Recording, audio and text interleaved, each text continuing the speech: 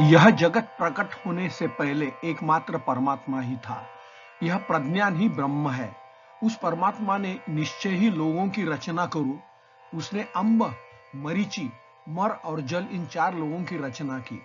हृदय से मन का आविर्भाव हुआ, मन से चंद्रमा उत्पन्न हुआ, फिर नाभि प्रकट हुई, अपान वायु प्रकट हुआ, अपान वायु से मृत्यु देवता उत्पन्न हुआ, फिर लिंग और लिंग से वीर्य और वीर्य से जल उत्पन्न हुआ। अपान वायु का शुद्धिकरण से समस्त रोगों का निवारण हो सकता है। परमात्मा ने उस हिरण्यगर्भ पुरुष को समक्ष रख के तप किया, अनुसंधान एवं विकास। हिरण्यगर्भ शरीर से अंडे की तरह मुख छिद्र प्रकट हुआ, मुख से वाक इंद्रिय से अग्नि देवता प्रकट हुआ, नासिका की दोनों छिद्र प्रकट हुआ, नासिका छिद्र में प्राण उत्पन्न हुआ, प्राण से वायु देवता उत्पन्न हुआ, दोनों आंखों से छिद्र प्रकट हुए, आंखों के छिद्रों में से नेत्र इंद्रिय प्रकट हुए, नेत्र इंद्रिय से सूर्य प्रकट हुआ, दोनों कानों के छिद्र प्रकट हुए, कानों से श्रोत्र इंद्रिय प्रकट हुए, श्रोत्र इंद्रिय से दिशाएं प्रकट हुई, त्वचा प्रकट हुई, मृत्यु देवता अपान वायु बनकर नाभि में प्रविष्ट हो गया, जो वायु अन्न में जीवन की रक्षा करने वाले के रूप में प्रसिद्ध है, जो एक अपान वायु है। जल का अभिमानी देवता वीर्य बनकर लिंग में प्रविष्ट हो गया। उस परमात्मा से भूख और प्यास बोली, हमारे लिए भी व्यवस्था कीजिए। यह सुनकर परमात्मा ने कहा, तुम लोगों दोनों को इन सब देवताओं में बांट देता हूं। परमात्मा ने विचार किया, निश्चय ही ये सब लोग और लोकपाल, इनके लिए अन्न की सृष्टि करनी चाहिए। ब्रह्मांड प्रज्ञान स्वरूप परमात्मा ने ही ज्ञान शक्ति युक्त है। प्रज्ञान स्वरूप परमात्मा ही स्थिति का आधार है। यह प्रज्ञान ही ब्रह्म है। परब्रह्म ही अद्वितीय असाधारण परम दिव्य प्रज्ञान है। बीजांड और वीर्य कैसे मनुष्य या स्व के अस्तित्व में आता है, उसे कैसे अनुभूति होकर कर्म कारक तथा जन्म मृत्यु के चक्र में ढाला जाता है, जीवन और सत्य किस रहस्यों पर निर्भर है।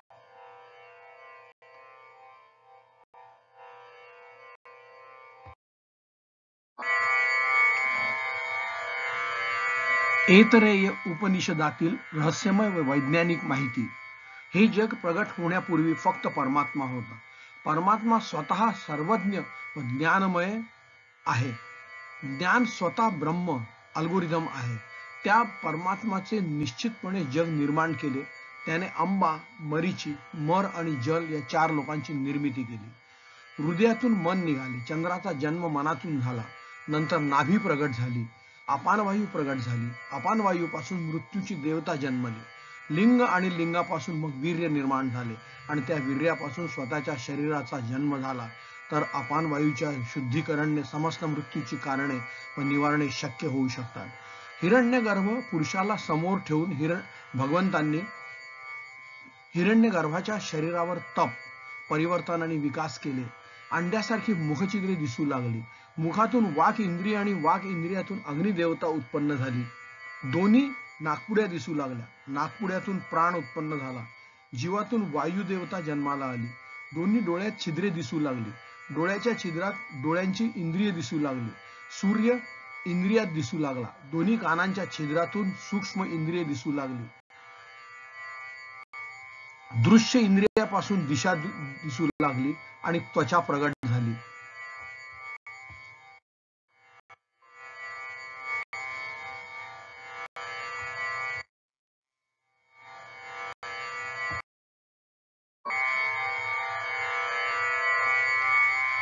मृत्यू देवता अपान वायू होऊन नाभीत प्रविष्ट झाली.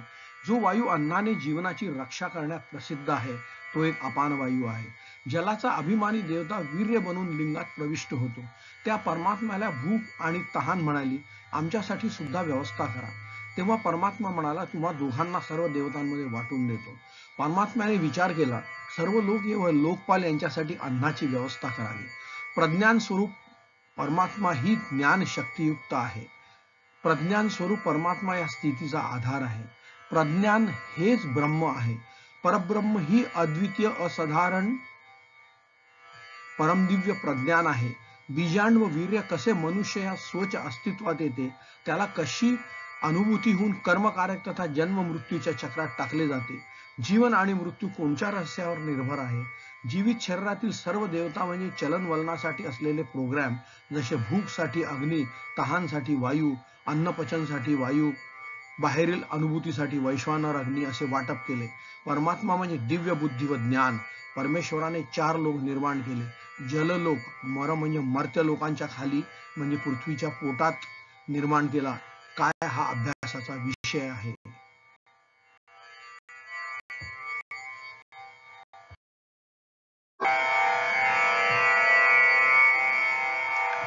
ब्रह्म काय आहे. ब्रह्म दैवी अल्गोरिदम, दैवी बुद्धिमत्ता आणि दैवी सॉफ्टवेअर आहे. वैदिक सनातन धर्म हा 4 मूलभूत विचारांचा आहे. परब्रह्म म्हणजे ईश्वर, ब्रह्म, ब्रह्मांड आणि आत्मतत्व किंवा आत्मा. जवळजवळ सर्व उपनिषदे मूलभूत तंत्र शिकवणीवर आधारित आहेत, जे निसर्गाचे तंत्रज्ञान आहे. आता तो ब्रह्म जिज्ञासा. ब्रह्म म्हणजे काय ते पाहू. ब्रह्म म्हणजे जे डोळे पाहू शकत नाहीत, कान ऐकू शकत नाहीत, मनाला कळू शकत नाही, परंतु ज्याच्यामुळे डोळे पाहतील, कान ऐकू शकतील आणि मन जाणू शकते, हे अदृश्य आणि न दिसणारे ब्रह्म अणुपेक्षा लहान आणि आकाशापेक्षा मोठे आहे. त्याला आकार नाही, वजन नाही, रंग नाही, हात नाही, पाय नाही, प्रकाश नाही, अंधार नाही. ब्रह्माला स्वतःचे अस्तित्व सुद्धा नाही आणि ते अव्यक्त म्हणून ओळखले जाते. ते पदार्थासोबत राहते आणि पदार्थाचे नियमन करते. खरे ज्ञान म्हणजे ब्रह्म आणि ब्रह्मांड यांच्यातील संबंध समजून घेणे. ब्रह्म चेतन आहे आणि ब्रह्मांड माया आहे, हे नाते समजून घेतले पाहिजे आणि तेच खरे ज्ञान आहे.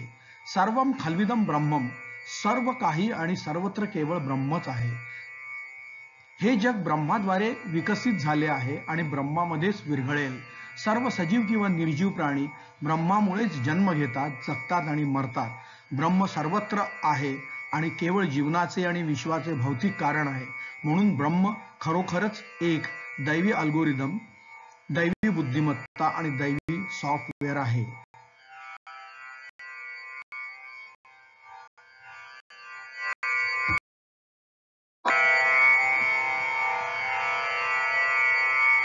आमचा संपूर्ण व्यवहार हा पदार्थ आणि संबंधित जीवनाच्या तत्वाद्वारे होतो. द्रव्य किंवा मायेपेक्षा शुद्ध, भावनिक, असाधारण आहे. वैशेषिक तत्वज्ञानात स्पष्ट केल्याप्रमाणे त्याचा गुणधर्म, क्रिया किंवा अनुपस्थिती याच्याशी संबंध नाही. हे अणुपेक्षा सूक्ष्म आहे आणि विभाजित किंवा अस्पष्ट नाही. अणुपेक्षा लहान आणि सर्वात मोठ्यापेक्षा मोठा. जे डोळ्यांनी दिसू शकत नाही, स्पर्श केल्यावर जाणवू शकत नाही, ज्याला मूळ नाही, रूप किंवा रंग नाही, ज्याला डोळा किंवा कान असे कोणतेही भौतिक अवयव नाहीत, त्याला हात किंवा पाय नाही, जो शाश्वत आहे, तो पराक्रमी आहे, ते सर्व व्याप्त, सूक्ष्मातील सूक्ष्म, अविनाशी आणि सर्व जीवांचे जननेंद्रिय आहे. हे ज्ञानी आणि धीर गंभीर पुरुषांनी पाहिले आहे. जेथे डोळे पोहोचू शकत नाही, वाणी पोहोचू शकत नाही, मन पोहोचू शकत नाही, समजू शकत नाही किंवा चिकाटी नाही, ज्या पद्धतीने उपदेश केला जातो पण वेगळा दिसतो आणि कळत नाही, ही व्याख्या पूर्वजांकडून शिकायला मिळते. ब्रह्माचे कोणतेही भौतिक किंवा अभौतिक स्वरूप नाही, ते अव्यक्त आणि शुद्ध आहे. ब्रह्म शुद्ध आणि पवित्र आहे. ते ज्ञान प्रोग्रॅम नसून ज्ञानाचे स्वरूप प्रोग्रॅमर आहे.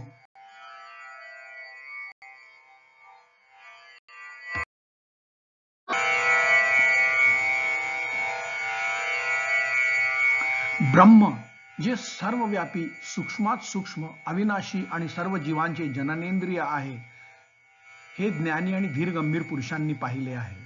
जेथे डोळे पोहोचू शकत नाहीत, वाणी पोहोचू शकत नाही, मन पोहोचू शकत नाही, समजू शकत नाही किंवा चिकाटी नाही, ज्या पद्धतीने उपदेश केला जातो पण वेगळा दिसतो आणि कळत नाही, ही व्याख्या पूर्वजांकडून शिकायला मिळते. जे जीवनापासून प्राण अनुभवले जाऊ शकत नाही आणि टिकू शकत नाही, परंतु ज्याच्यामुळे जीवन इंद्रिय सहन करू शकते, ते ब्रह्म आहे. ज्याची लोकांना जाणीव होते, समंजस आणि गुणात्मक जग, ते ब्रह्म नाही. श्री शंकराचार्यांनी वरील ब्रह्म आत्मतत्वाच्या स्वरूपात स्पष्ट केले. मी हे आत्मतत्व म्हणजे मन, बुद्धी, अहंकार आणि चित्त नाही. म्हणजे ना मी, कान, ना जीभ, ना नाक, ना डोळा, ना आकाश, ना पृथ्वी, ना प्रकाश, न वायू, मी स्वतत्व आनंददायी शिव आहे. मी अर्थातच प्राण नाही, 5 वारे नाही, पंचवायू नाही, 5 कोश नाही, वाणी नाही, हात नाही, पाय नाही, गुप्तांग नाही, गुदा नाही. मी सुखरूप शिव आहे, शिव आहे.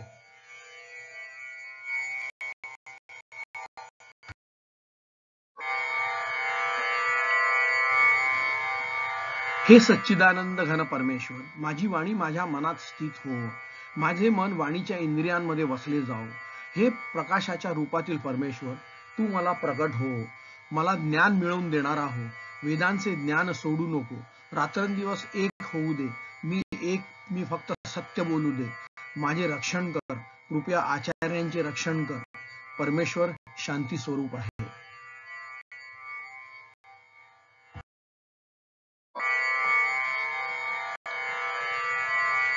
ओम नामाचा जप करून उपनिषद सुरू करतो. हे जग प्रकट होण्यापूर्वी फक्त परमात्मा होता. याशिवाय इतर कोणी प्रयत्न करणारे नव्हते. त्या परमात्माने निश्चितपणे अशा प्रकारे जग निर्माण करण्याचा विचार केला.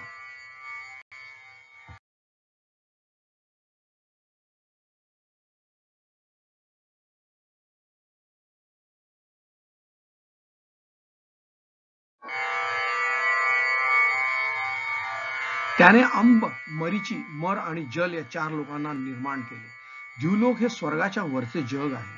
अंब हे स्वर्ग आहे आणि त्याच्या वरचे जग आहे. मरीची हे अंतराळ आहे. मर हे नश्वर जग आहे. पृथ्वीखालील पाताळ लोक जल आहे. द्युलोक हे स्वर्गाच्या वरचे जग आहे. अंतराळ जग मरीची आहे. ही पृथ्वी स्वतःच मृत्यूलोक मर म्हटली आहे. मृत्यूच्या जगातून असणे जे आहे ते खालील पाताळ भागात आहे आणि त्यांना जल म्हणतात.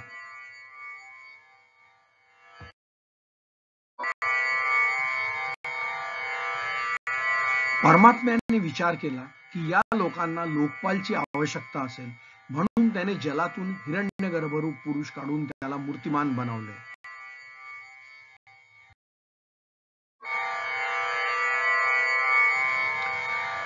त्या हिरण्यगर्भ पुरुषाला समोर ठेवून भगवंताने तपश्चर्या केली. हिरण्यगर्भाच्या शरीरातून अंड्यासारखे मुखाचे छिद्र प्रकट झाले. मुखातून वाणी इंद्रिय, वाणीच्या भावनेतून अग्निदेव प्रकट झाला. दोन्ही नाकपुड्यातून जीव उत्पन्न झाला. जीवनापासून पवनदेवता उत्पन्न झाली. दोन्ही डोळ्यातून छिद्रे दिसू लागली. डोळ्यांच्या छिद्रातून नेत्र इंद्रिय दिसू लागले. नेत्र इंद्रियांपासून सूर्य दिसू लागला. दोन्ही कानांना छिद्रे सूक्ष्म इंद्रिय दिसू लागली. सूक्ष्म इंद्रियांपासून दिशा दिसू लागल्या. त्वचेपासून केस उत्पन्न झाले. केसांपासून औषधी व वनस्पती दिसू लागल्या. औषधातून मन दिसू लागले. मनातून चंद्र जन्म झाला. नंतर नाभी प्रगट झाली. अपान वायू प्रगट झाली. अपान वायूतून मृत्यूची देवता झाली. नंतर लिंगापासून वीर्य उत्पन्न झाले आणि वीर्यापासून जल उत्पन्न झाले.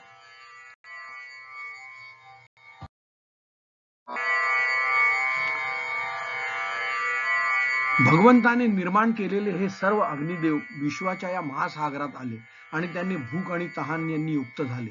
त्या सर्व अग्निदेवांनी परमेश्वराला सांगितले की त्याने आपल्यासाठी अशी जागा द्यावी जिथे आपण राहू शकू आणि अन्न खाऊ शकू.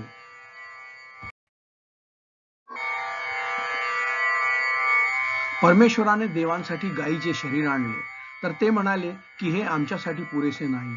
मग त्याने घोड्याचे शरीर आणले आणि ते म्हणाले हे देखील आपल्यासाठी पुरेसे नाही.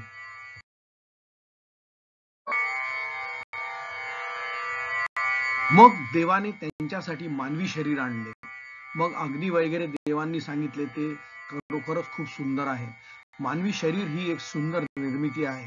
मग देवतांना आपापल्या आश्रयस्थानात जाण्यास सांगितले.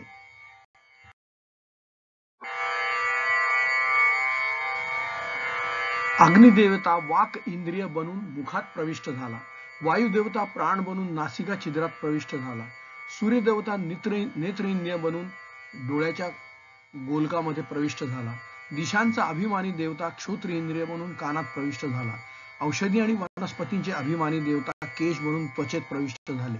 चंद्रमा मन बनून हृदयात प्रविष्ट झाला. मृत्यू देवता अपान वायू बनून नभीत प्रविष्ट झाला. जलाचे अभिमानी देवता वीर्य बनून लिंगात प्रविष्ट झाले.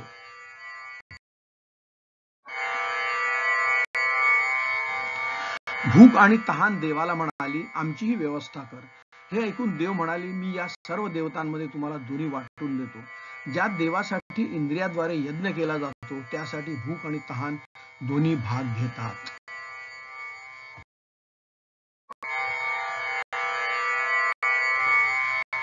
परमात्माने विचार केला, निश्चय ही या सर्व लोक आणि लोकपाल यांच्यासाठी अन्नाची सृष्टी तयार केली पाहिजे.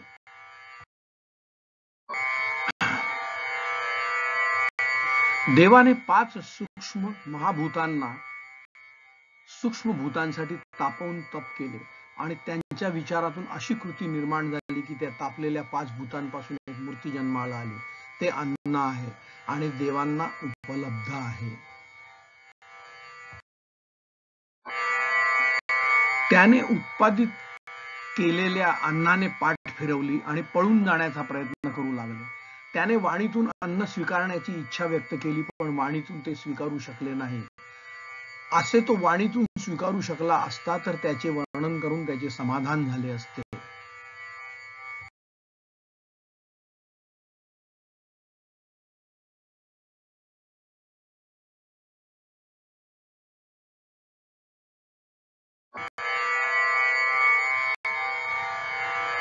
त्याने ते अन्न आपल्या प्राणबुद्धीने पकडण्याचा प्रयत्न केला, पण आपल्या घ्राणेंद्रियाने तो पकडू शकला नाही. जर तो आपल्या घ्राणेंद्रियाने न पकडू शकला असता तर त्याचा वास घेतल्यावर तो निश्चितच तृप्त झाला असता.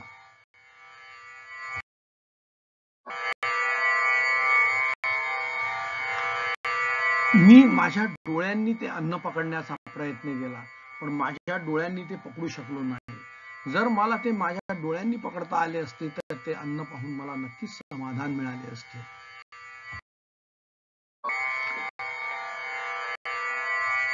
मला ते अन्न कानाने पकडायचे होते, पण कानाने पकडता आले नाही. कानाने पकडले असते तर अन्नाचे नाव ऐकून मला नक्कीच समाधान मिळाले असते.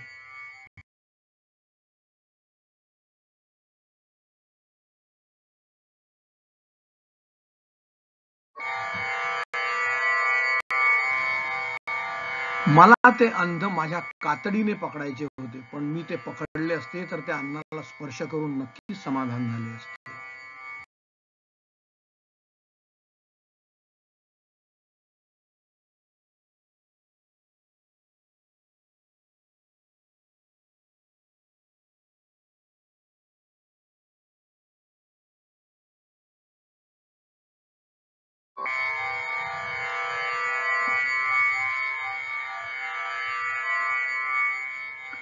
मला ते अन्न पकडायचे होते, पण पकडता आले नाही. जर मी ते अन्न पकडले असते तर त्याचा विचार करून मला नक्कीच समाधान मिळाले असते.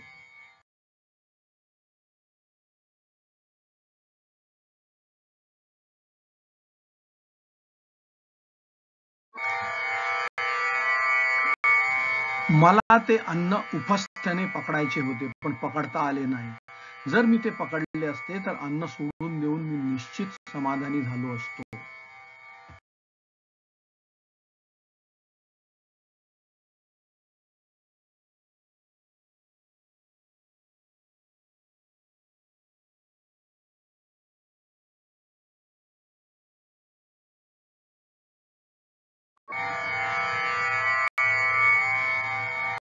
मला ते अन्न अपान वायूने स्वीकारावे असे वाटत होते. यावेळी अपान वायूने ते अन्न स्वीकारले, जे अन्नापासून जीवाचे रक्षण करणारे म्हणून प्रसिद्ध आहे, जे अपान वायू आहे.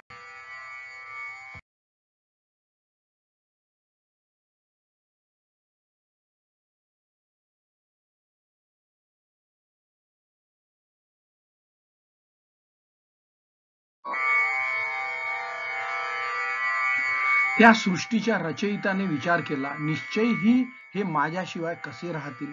हे विचार करून त्याने विचार केला, यदि वाणीद्वारा बोलण्याची क्रिया केली, घ्राण इंद्रियद्वारा सुंगण्याची क्रिया केली, यदि नेत्रद्वारा बघण्याची क्रिया केली, यदि श्रवणेंद्रिय द्वारा ऐकण्याची क्रिया केली, यदि त्वक इंद्रियाद्वारा स्पर्श करण्याची क्रिया केली व मनद्वारा मनन करण्याची क्रिया केली, यदि अपानद्वारा अन्न ग्रहण करून अपान क्रिया केली, यदि उपस्थने मूत्र आणि वीर्याचा त्याग केला तर मी कोण असेन. सर्व देवता स्वतंत्र होतील व उत्पात होईल हा विचार करून त्यांनी शरीरात कसा प्रवेश करता येईल याचा विचार केला.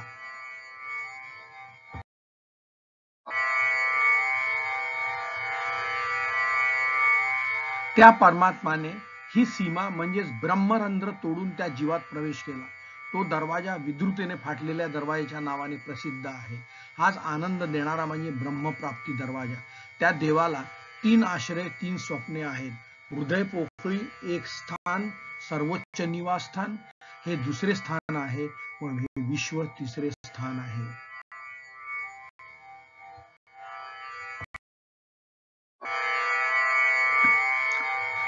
मनुष्याच्या रूपात प्रगट झालेल्या त्या मनुष्याने 5 महाभूतांना म्हणजे जगाची निर्मिती सर्व बाजूनी पाहिली.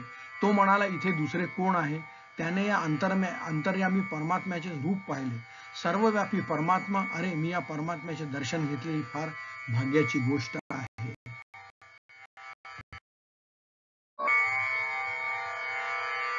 म्हणूनच त्याचे नाव इदंद्र ठेवण्यात आले आहे. प्रत्यक्षात त्याचे नाव इदंद्रच आहे. इदंद्र असूनही परमात्मा देवाला प्रत्यक्षपणे इंद्र म्हणतात, कारण देवांना तो अप्रत्यक्षपणे आवडतो असे वाटते.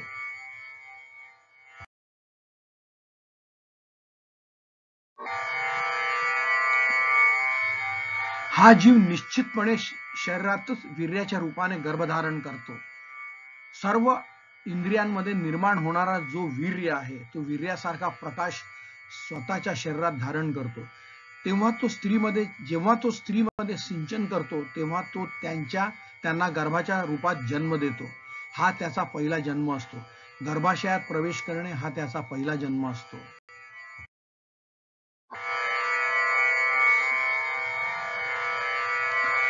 तो स्त्रीच्या आत्म्याला प्राप्त होतो. म्हणजे इतर कोणत्याही अवयवांप्रमाणे गर्भही तिच्या शरीराचा एक भाग बनतो.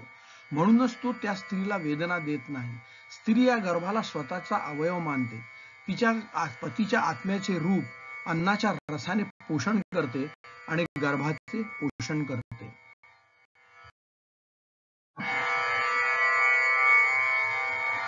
तीच त्या गर्भाचे पालन पोषण करते. एक अभ्युदयशील आणि कर्तृत्ववान स्त्री प्रसूतीपूर्व गर्भधारण करते. जन्मानंतर त्याचे वडील त्या कुमार याला अभ्युदयशील बनवतात आणि त्याची प्रगती करतात.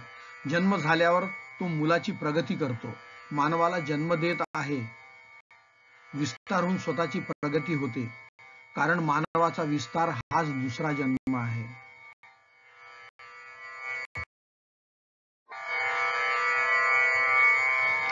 त्या पित्याचा आत्मा पुत्राच्या रूपात जन्म घेतो आणि सत्कर्म करण्यासाठी या पित्याने त्याला आपला प्रतिनिधी बनवले होते. त्यानंतर त्या पित्याच्या रूपातील हा दुसरा आत्मा आपले कर्तव्य पार पाडून पूर्ण झाल्यावर मरण पावतो. त्याचा जीव तिथून पुन्हा जन्म घेतो. तो त्याचा तिसरा जन्म आहे.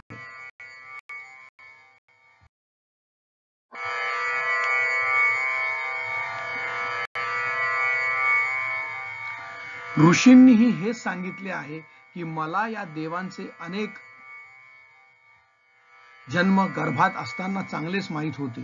तत्वज्ञान प्राप्त होण्यापूर्वी मला शेकडो देहांनी लोखंडासारखे कठोर केले होते. मी ते सर्व एका बाज पक्षाच्या वेगाने तोडले आणि त्यांच्यापासून विभक्त झालो. गर्भाशयात झोपलेल्या ऋषी वामदेवांनी हे वरील पद्धतीने सांगितले.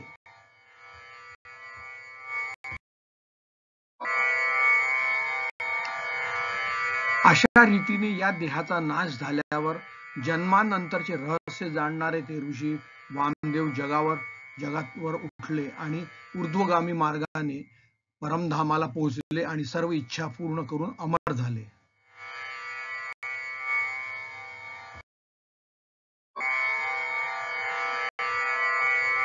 तो आत्मा कोण आहे ज्याची आपण उपासना करतो किंवा ज्याच्याशी मनुष्य पाहतो, ऐकतो, वास घेतो किंवा बोलतो किंवा चवदार आणि बेचव यातील फरक जाणतो.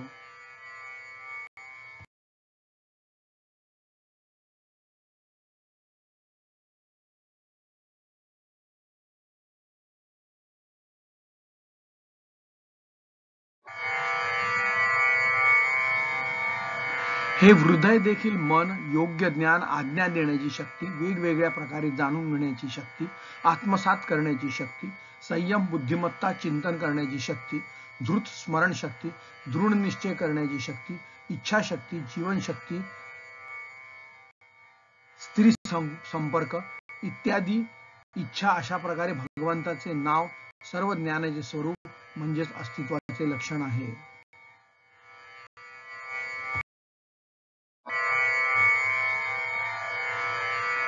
हा ब्रह्मा, हा इंद्र, हा प्रजापती, हे सर्व देव आणि हे पृथ्वी, वायू, आकाश, पाणी, प्रकाश, अशा प्रकारे हे 5 महान घटक आणि हे सर्व लहान ते मोठे प्राणी, या व्यतिरिक्त इतर काही जन्मले आहेत. अंडी आणि पाण्यापासून जन्मलेले, घामापासून जन्मलेले आणि पृथ्वीवरून जन्मलेले, आणि घोडे, हत्ती, गायी, पुरुष, या जगात काही असो, पंख नसलेला आणि फिरणारा आणि फिरता नसलेला जिवंत समुदाय, ते सर्व येतात. देवाकडून शक्ती प्राप्त झाल्यानंतरच अस्तित्वात येते.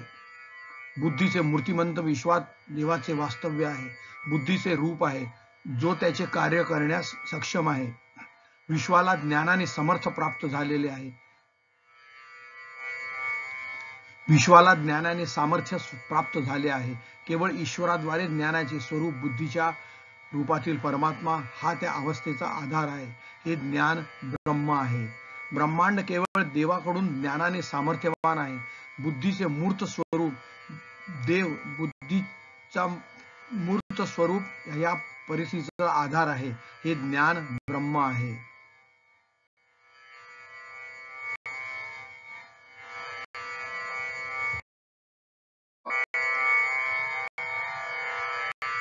ब्रह्मदेवाच्या या ज्ञान स्वरूपासह त्या परम निवासस्थानात पूर्ण दिव्य भोग प्राप्त करून तो या जगातून उठला आणि अमर झाला.